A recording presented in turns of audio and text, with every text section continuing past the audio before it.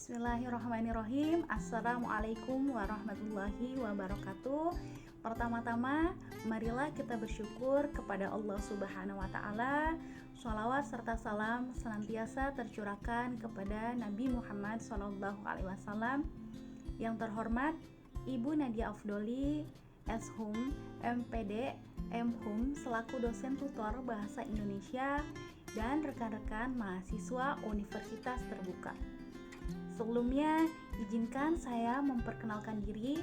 Nama saya Naomi Novianti, mahasiswi Universitas Terbuka Taiwan, program studi Ilmu Komunikasi semester 1. Pada kesempatan ini, saya akan mempresentasikan tugas pada sesi keempat tentang gagasan pada fenomena COVID-19.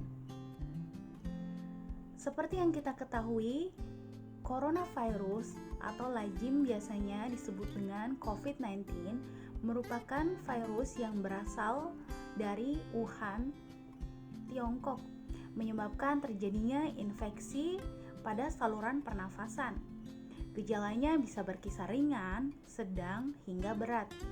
Virus ini dapat menyebar dengan cepat dan telah menginfeksi ke banyak negara, salah satunya Indonesia. Pada akhir tahun 2019 lalu, muncul jenis virus yang kita semua biasa mengenalnya dengan virus corona. Pada akhir tahun 2019 lalu, virus ini pertama kali mewabah di kota Wuhan, Tiongkok, dan menyebar ke negara lainnya. Mulai Januari 2020, sementara di Indonesia sendiri mengumumkan adanya kasus COVID-19 pada Maret tahun 2020 lalu. Pandemi COVID-19 menjadi masalah bagi banyak orang, sebab sudah banyak sekali korban berjatuhan karena penyakit ini. Infeksi coronavirus atau COVID-19 dapat menimbulkan gejala pada pengidapnya seperti flu, diare, sesak nafas, dan pilek. Pandemi COVID-19 tidak hanya berdampak pada kesehatan masyarakat, tetapi juga mempengaruhi kondisi perekonomian, kondisi pendidikan, dan kehidupan sosial masyarakat di Indonesia. Dampak yang pertama yang sangat terasa dan mudah sekali dilihat adalah melemahnya konsumsi rumah tangga atau melemahnya daya beli masyarakat secara luas. Pandemi ini menyebabkan beberapa pemerintah daerah menerapkan kebijakan, di antaranya pembatasan sosial berskala besar atau biasanya kita menyebut dengan PSBB, yang berimplikasi terhadap pembatasan aktivitas masyarakat, termasuk aktivitas ekonomi, aktivitas pendidikan, dan aktivitas sosial lainnya.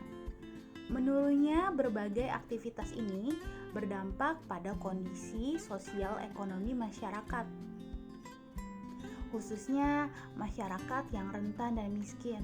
Oleh sebab itu, pemerintah baik di tingkat pusat maupun daerah mengeluarkan berbagai kebijakan untuk menanggulangi penyebaran COVID-19, serta kebijakan-kebijakan yang bersifat penanggulangan dampak sosial dan ekonomi akibat pandemi ini.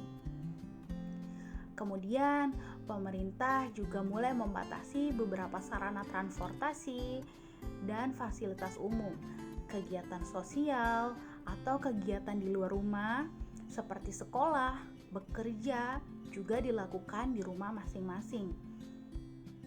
Saat ini COVID-19 sudah membawa banyak perubahan bagi Indonesia, dimulai dari perubahan pendidikan di Indonesia hingga perubahan kondisi di Indonesia.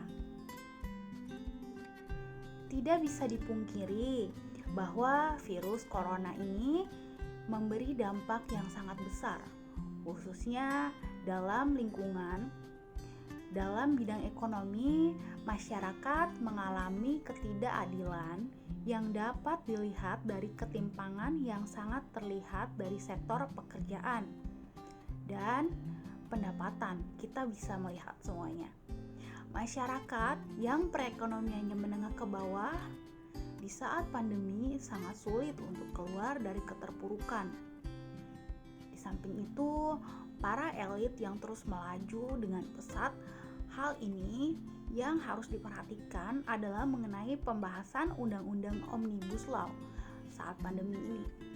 Hal ini membuat para investor semakin leluasa menanamkan modal, namun mengabaikan kelestarian lingkungan yang semakin mempengaruhi kondisi masyarakat menengah ke bawah, atau biasa kita menyebutnya dengan masyarakat marginal.